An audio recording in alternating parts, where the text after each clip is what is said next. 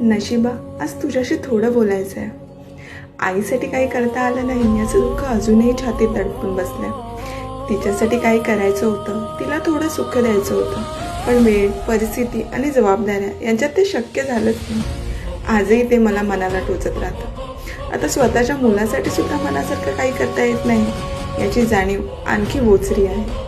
मुलासाठी वेळ द्यायचा असतो, त्याच्यासोबत बसायचं, बोलायचं, हसायचं असतं, पण जबाबदाऱ्यांच्या ओझ्याखाली तो वेळच हातातून निसटून जातो. प्रत्येक वेळी वाटतं आज नाही, उद्या नक्की, पण उद्या येईपर्यंत पुन्हा आजसारखा दिवस उभा राहतो. का रे नशिबा, एवढा तरसावतोस? प्रत्येक गोष्टीसाठी लढायला लावतोस, प्रत्येक आनंदासाठी किंमत मोजायला लावतोस. मनात प्रेम आहे, इच्छा आहे, पण त्यांना व्यक्त करायला वेळ आणि मोकळीक नाही.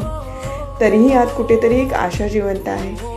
एक दिवस आईच्या आठवणींचं समाधान देईन आणि मुलासाठी तो हरवलेला वेळ परत मिळवेन.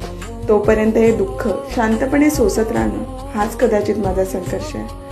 खरंच.